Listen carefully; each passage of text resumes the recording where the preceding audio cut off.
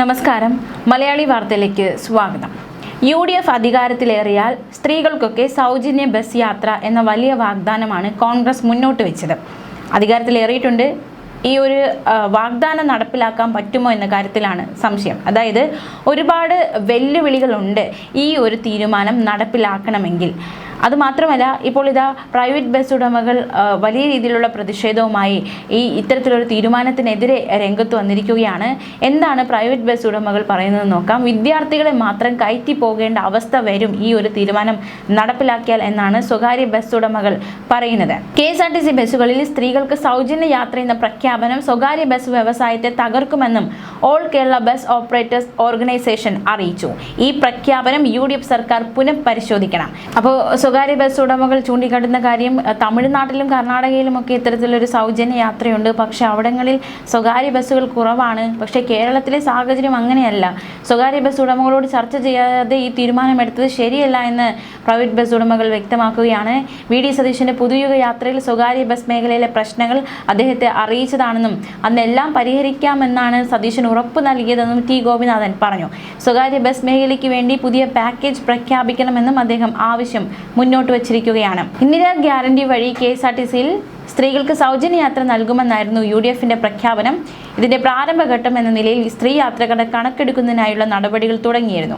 ഇതിനു പിന്നാലെയാണ് സ്വകാര്യ ബസ് ഉടമകളുടെ സംഘടന പ്രതിഷേധവുമായി വന്നത്. തൊഴിലാളി സംഘടനകളൊക്കെ ഈ ഒരു തീരുമാനത്തിൽ വലിയ രീതിയിലുള്ള ആശങ്ക പ്രകടിപ്പിക്കുന്നുണ്ട്.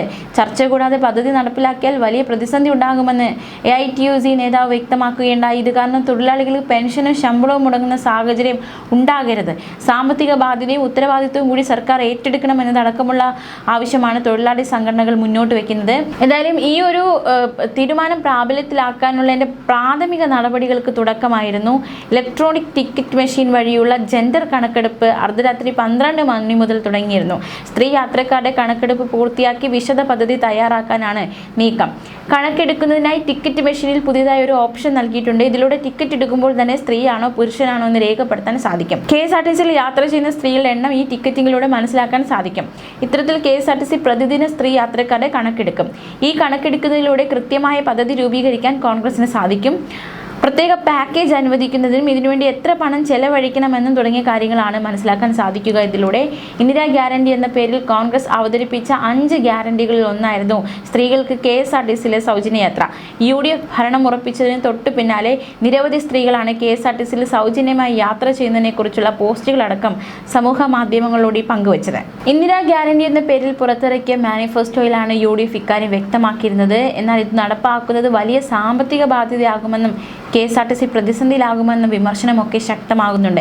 പദ്ധതി പ്രാവർത്തികമാക്കാൻ ഇപ്പോൾ തന്നെ ഉദ്യോഗസ്ഥ തലത്തിൽ സാധ്യതാ പഠനം തുടങ്ങിയിട്ടുണ്ട്. KSRTCയിൽ പ്രതിദിനം 23 ലക്ഷം പേരാണ് യാത്ര ചെയ്യുന്നത്. ഇതിൽ പകുതിയോളം സ്ത്രീകളാണ്.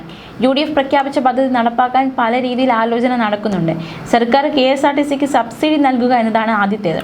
സ്ത്രീകളുടെ ടിക്കറ്റ് തുക സർക്കാർ KSRTCക്ക് നൽകും. ബജറ്റിൽ ഇതിനായി പ്രത്യേകം തുക വകയിരുത്തണം. പിന്നെ സാമ്പത്തികമായി പല നാട്ടിൽ നിൽക്കുന്നവരാണ് നമ്മൾ. അതിൽ ഇത്തരത്തിലുള്ള സൗജന്യ യാത്ര നൽകിയ സാമ്പത്തിക അസമത്വം സൃഷ്ടിക്കും. അതിനാൽ ഗുണഭോക്താക്കളെ കണ്ടെത്തി സേവനം ഉറപ്പാക്കുന്നതാണ് അടുത്ത രീതി. കുടുംബശ്രീ പ്രവർത്തകർ, തൊഴിലുറപ്പ് തൊഴിലാളികൾ, വിദ്യാർത്ഥിനികൾ, കുറഞ്ഞ വരുമാനമുള്ളവർ, BPL കാർഡ് ഉടമകൾ, അസംഘടിത മേഖലയിൽ ജോലി ചെയ്യുന്നവർ എന്നിങ്ങനെ മാനദണ്ഡം വയ്ക്കാം. സ്മാർട്ട് കാർഡ് പോലുള്ള സംവിധാനങ്ങൾ ഉപയോഗിച്ച് ദുരുപയോഗം ഒഴിവാക്കാം എന്നതടക്കമുള്ള നിർദ്ദേശവും മുന്നോട്ട് വെച്ചിട്ടുണ്ട്. ഇവ സാധിച്ചില്ലെങ്കിൽ സ്ത്രീകൾക്കായി പ്രത്യേക സർവീസ് തുടങ്ങുക എന്നതാണ് മറ്റൊരു മാർഗം. താരതമ്യേന ചെലവ് കുറഞ്ഞ ഇലക്ട്രിക് ബസ്സുകൾ സംസ്ഥാന വ്യാപകമാക്കി അതിൽ മാത്രമായി സൗജന്യ യാത്രയ്ക്ക് സൗകര്യമൊരുക്കാം. സൗജന്യ യാത്ര ഓർഡിനറി ബസ്സിൽ മാത്രമായി ചുരുക്കിയാൽ ഇതര സർവീസുകളുടെ വരുമാനത്തെ ബാധിക്കില്ല. പരസ്യ വരുമാനത്തിലൂടെ പദ്ധതിക്ക് വേണ്ട ചെലവ് കൂടി കണ്ടെത്തുകയാണ് മറ്റൊരു വഴി.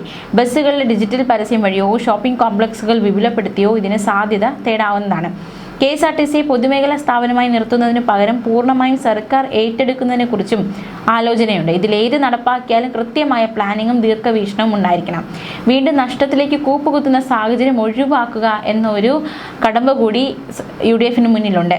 ഈ തിരഞ്ഞെടുപ്പ് കാലത്ത് ജനങ്ങൾക്കിടയിൽ ഏറ്റവും സ്വീകാര്യത നേടിയ വാഗ്ദാനങ്ങൾ ഒന്നുകൂടിയായിരുന്നു അത്. എന്നാൽ ഈ പദ്ധതി ഉടൻ സംസ്ഥാന വ്യാപകമായി നടപ്പാക്കുക പ്രായോഗികമല്ല എന്നതാണ് വാസ്തവം. ഒരുപാട് വെല്ലുവിളികൾ മുന്നിലുണ്ട്. സാങ്കേതികപരമായി സജ്ജീകരണങ്ങൾ ഒരുക്കേണ്ടതുണ്ട്. ധനകാര്യ ആസൂത്രണം, ദുരുപയോഗം തടയൽ തുടങ്ങിയവ അനിവാര്യമാണ്. ഇത്തരത്തിൽ നിരവധി ഘടകങ്ങൾ ഉറപ്പാക്കിയതിനു ശേഷമായിരിക്കണം പദ്ധതി നടപ്പിലാക്കേണ്ടത്. ഏറ്റവും മികച്ച നടപ്പാക്കൽ മാതൃക പൈലറ്റ് ടു സ്കെയിൽ രീതിയായിരിക്കുമെന്നാണ് വിദഗ്ധർ പറയുന്നത്. ഈ രീതിയിൽ ഒന്നാമത്തേതാണ് സ്മാർട്ട് കാർഡ് അധിഷ്ഠിത സംവിധാനം. സൗജന്യ യാത്ര എല്ലാ സ്ത്രീകൾക്കും ലഭ്യമാക്കുന്നതിന് പകരം KYC അടിസ്ഥാനമാക്കിയുള്ള സ്മാർട്ട് കാർഡ് സംവിധാനത്തിലൂടെയായിരിക്കണം ലഭ്യമാക്കേണ്ടത്. ഇതിലൂടെ യാത്രക്കാരുടെ എണ്ണം, റൂട്ട് അടിസ്ഥാനമാക്കിയ ഉപയോഗം, സബ്സിഡി തുക എന്നിവ തത്സമയം കണക്കാക്കാൻ സർക്കാരിനെ സഹായിക്കും. ദുരുപയോഗം, വ്യാജയാത്ര എന്നിവ 90% ഒഴിവാക്കാനും കഴിയുമെന്നതും ഈ സംവിധാനത്തിന്റെ പ്രത്യേകതയാണ്. മാത്രമല്ല, ആദ്യഘട്ടത്തിൽ എറണാകുളം ജില്ല തിരഞ്ഞെടുത്ത് പദ്ധതി പരീക്ഷിക്കാം. KSRTC സർവീസുള്ള കൂടുതലുള്ള നഗര ഗ്രാമ റൂട്ടുകൾ ഉൾപ്പെടുന്ന ജില്ല എന്ന നിലയിൽ എറണാകുളം അനുയോജ്യമാണ്. പ്രത്യേകിച്ച് എറണാകുളം പറവൂർ ഗുരുവായൂർ റൂട്ട്. ഇത് KSRTC സാച്ചുറേറ്റഡ് റൂട്ടായതിനാൽ ഡാറ്റ വിശകലനത്തിന് ഏറ്റവും അനുയോജ്യം. തിരക്ക്, യാത്രാ സമയം, കാർഡ് ഉപയോഗം, കണ്ടക്ടർ, യാത്രക്കാർ ഇടപെടൽ എന്നിവ ഇവിടെ കൃത്യമായി പഠിക്കാൻ സാധിക്കും. അതുമാത്രമല്ല, ഈ കൊച്ചി മെട്രോപൊളിറ്റൻ ട്രാൻസ്പോർട്ട് അതോറിറ്റിയിലേക്ക് സർക്കാരിന് സാങ്കേതിക, ധനകാര്യ, ഗതാഗത വിദഗ്ധരെ നോമിനേറ്റ് ചെയ്ത് പൈലറ്റ് പ്രോജക്റ്റിന്റെ പൂർണ്ണ ചുമതല നൽകാം. KMTA ബാങ്കുകളുടെ കൺസോർഷ്യം രൂപീകരിച്ചോ നാഷണൽ കോമൺ മൊബിലിറ്റി കാർഡ് സാങ്കേതികവിദ്യ നൽകുന്ന NPCI അംഗീകൃത കമ്പനികളുമായി ചേർന്നോ അഫോർഡബിൾ സ്മാർട്ട് കാർഡ് സൊല്യൂഷൻ വികസിപ്പിക്കാവുന്നതാണ്. ഇത് മെട്രോ, വാട്ടർ മെട്രോ, സ്വകാര്യ ബസ് എന്നിവയുമായി ഭാവിയിൽ ഇൻ്റഗ്രേറ്റ് ചെയ്യാനും ഉപകരിക്കും. ഈ രീതി അവലംബിച്ചാലുള്ള ഗുണങ്ങൾ എന്തൊക്കെയാണെന്ന് നോക്കാം. ആദ്യം, ചെറിയ തലത്തിൽ നടപ്പാക്കിയതിനു ശേഷം വരുന്ന സാങ്കേതിക പിഴവുകൾ, തിരക്ക്, വരുമാന നഷ്ടം എന്നിവ തിരുത്തി പൂർണ്ണ സജ്ജമായ ശേഷം മാത്രം സംസ്ഥാന വ്യാപകമാക്കാവുന്നതാണ്. ഡൽഹി, തമിഴ്നാട് മോഡലുകളിലെ പാളിച്ചകൾ ഒഴിവാക്കാം. പിന്നെ ഈ സൗജന്യ യാത്ര കൊണ്ട് KSRTCക്ക് വർഷം 1200 കോടി രൂപ അധിക ബാധ്യത വരുമെന്ന കണക്കുണ്ട്. സ്മാർട്ട് കാർഡ് വഴി യഥാർത്ഥ ഗുണഭോക്താക്കൾ മാത്രം യാത്ര ചെയ്യുന്നുവെന്ന് ഉറപ്പാക്കിയാൽ സബ്സിഡി 30 മുതൽ 40% വരെ കുറയ്ക്കാൻ സാധിക്കും.